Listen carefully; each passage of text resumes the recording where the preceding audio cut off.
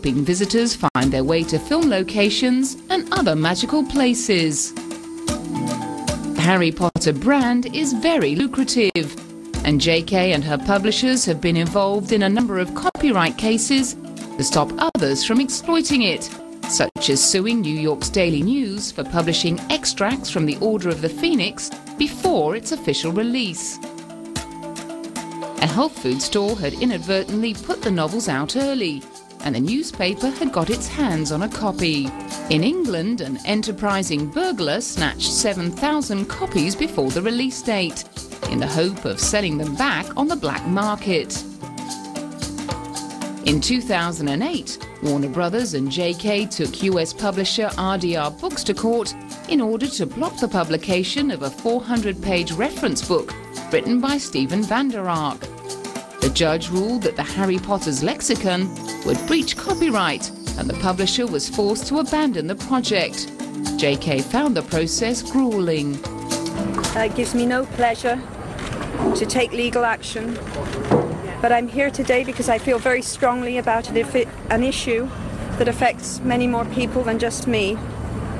If books that plagiarize other works are permitted, authors, fans and readers stand to lose. There are lots of books in many languages that comment on or criticize Harry Potter, and I'm delighted about that. But the book in this case is different. It provides no analysis and virtually no commentary. It takes far too much, and it gives far too little. The author, who began as a struggling single mum, is now a billionaire. In 2008, she was number 9 on the Forbes Celebrity 100 Power List, and the highest paid author, with earnings of around $300 million for that financial year. The high-profile nature of her success has thrust her into the media spotlight. It's a place she finds very uncomfortable. I've never in a million years dreamed that I would have journalists banging on my front door, and I never in a million years dreamed that I would have long lens photographs taken of me or my children. So that, you know, these things were really sometimes challenged the sort of privacy of Harry's world that I was working so hard to maintain. Behind the scenes, she's a committed philanthropist. In 2000, she established the Volant Charitable Trust with an annual budget of £5.1 million to alleviate poverty and social inequality. Disadvantaged children, single-parent families and multiple sclerosis feature strongly in the many other charities she supports. In 2006, she travelled to Romania to promote the Children's High Level Group, which works to promote the rights of children. Just a few words from me. I'm delighted to be here in Romania to see for myself some of the great progress you've made in the field of child protection and to learn more about it. I firmly believe that every child has the right to a secure and loving environment in which to grow up. And I'm keen to help build on your success in this area, both here and in the wider world. By 2006, J.K. was herself a mother of 3. Her son David was born in 2003, and her second daughter Mackenzie in 2005, both to her second husband Neil Murray. To further support the children's charity, she auctioned a handwritten and illustrated book of the tales of Beedle the Bard. The fairy tale book was one of 7. The idea came really because I wanted to thank 6 key people who had been very closely connected to the Harry Potter series, and these were people for whom, you know, a piece of jewellery just wasn't going to cut it. So I had the idea of writing them a book, handwriting and illustrating a book just for these 6 people, and then I thought, well, if I'm doing 6, I've really got to do 7, and the 7th book will be for this cause, which is so close to my heart. The book fetched £1.95 million, making it the most expensive modern book ever auctioned. When Waterstone's bookstore held the celebrity charity auction in 2008, J.K. supplied a handwritten 800-word prequel to Harry Potter.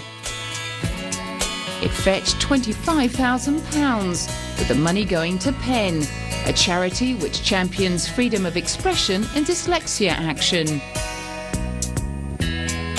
That same year, she gave the British Labour Party a donation of £1 million.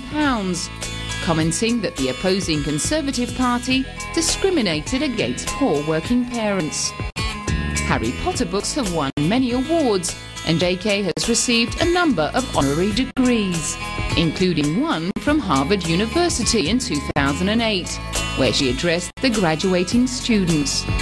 As you stand on the threshold of what is sometimes called real life, I want to extol the crucial importance of imagination. A staunch believer in free speech, she defended another much-loved children's series, The Golden Compass, after the Catholic League called for it to be banned in American schools. I believe passionately in freedom of expression, in freedom of speech, and I've said this before, I have always taken my annual inclusion on the most banned books list as a massive compliment. You look at the writers on that list, you know, what can I say? There's a place for debate about issues, and there's certainly a place for debate about what we show our children and what we read to our children. But attempts to ban things are always counterproductive, and I've met more than one child whose parents didn't want them to read Harry Potter, and of course it became the one and only thing they wanted to read, and they've read them. In 2009, the French government inducted J.K. into the Legion of Honor, giving her the honorary title of Knight. In her thank you speech, she revealed a personal connection to the elite merit society created by Napoleon Bonaparte in the early 19th century. The Legion of Honor is something very special and personal for me. My great-grandfather was French, and he received the Legion of Honor in 1924 for his courage at the Verdun battlefield. Of course, my work cannot be compared to the acts of these men who suffer from their injuries or sacrifice their lives for liberty and justice. But he is an ancestor, and I've always been proud of him, so I like to believe that he is happy to know that there is a second Legion of Honor in the family.